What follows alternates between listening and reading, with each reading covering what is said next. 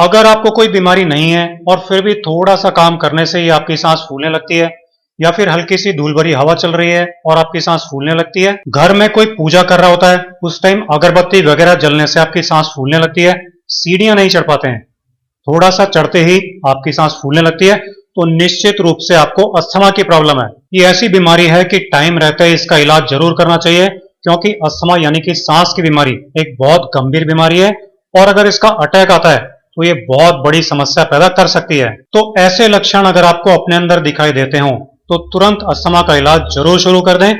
Asthma का एक नाम दमा भी है, आपने सुना होगा जरूर। आयुर्वेद में अस्थमा को तमक श्वास रोग कहते हैं या फिर केवल श्वास रोग के नाम से भी जाना जाता है।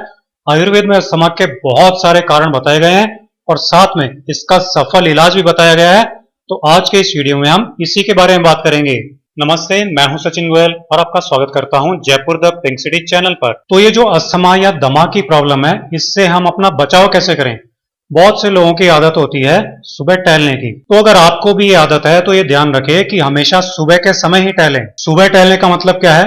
सुबह से मतलब है जब तक सड़कों पर गाड़ियां चलनी शुरू नहीं हो जाती तब तक आप टहल लीजिए, क्योंकि जब गाड़ियां चलनी शुरू हो जाती हैं तो उनका धुआं और धूल दोनों उड़ने लग जाती है और ये धुआं और धूल दोनों आपको परेशानी में डाल सकती हैं। अगर आप स्मोकिंग का शौक रखते हैं तो जितना जल्दी हो सके आप स्मोकिंग छोड़ दें, क्योंकि इससे सीधा फेफड़ों को नुकसान होता है और जितना ज्यादा आपको फेफड़ों को नुकसान होगा उतना ही ज्यादा आपको इस बीमारी को ठीक करने में प्रॉब्लम आएगी। खाने में ठंडी चीजें कम से कम खाएं, क्योंकि ठंडी चीजें हमेशा सांस के रोगियों के लिए बहुत ज्यादा नुकसानदायक होती हैं। ठंडा पानी, आइसक्रीम और जो भी ठंडी चीजें होती है उनका सेवन बिल्कुल नहीं करें, क्योंकि ठंडी चीजों का सेवन करने से रोगी को दमा का अटैक आ जाता है। तो इस बात का विशेष ध्यान रखें।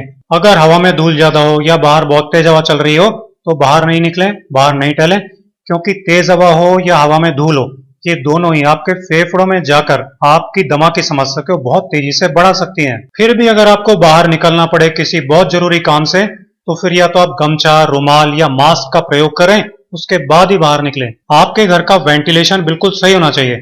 बहुत से घरों में तो साफ हवा आने जाने का रास्ता ही नहीं होता है और कई घरों में ह्यूमिडिटी यानी कि नमी बहुत ज्यादा होती है, तो इससे अस्थमा की समस्या बढ़ती है। इसलिए घर का वेंटिलेशन सही रखना आपको बहुत जरूरी है।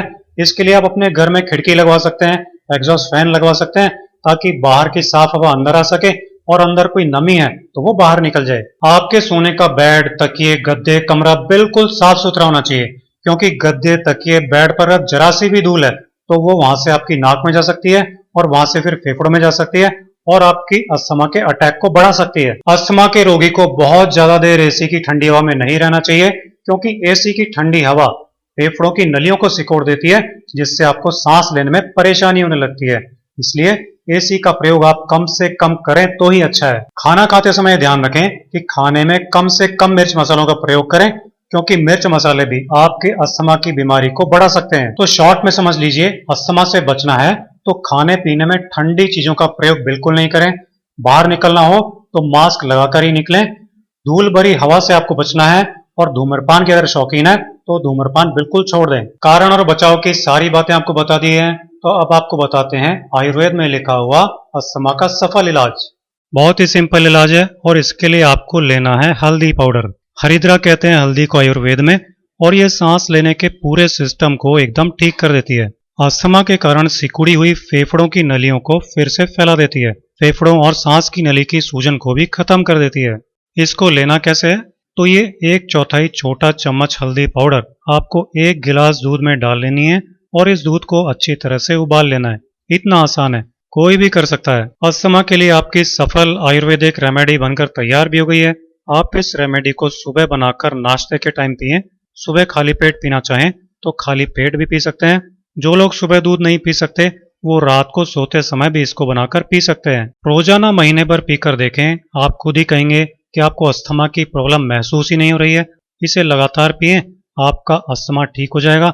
आपकी सांसें आपको वापस मिल जाएंगी इस छोटी सी रेमेडी से। तो आज का वीडियो अगर आपको अच्छा लगा हो तो इसे लाइक जरूर करें और ज्यादा से ज्यादा शेयर करें, और चैनल पर अगर नए हो तो इसे सब्सक्राइब करें। धन्यवाद।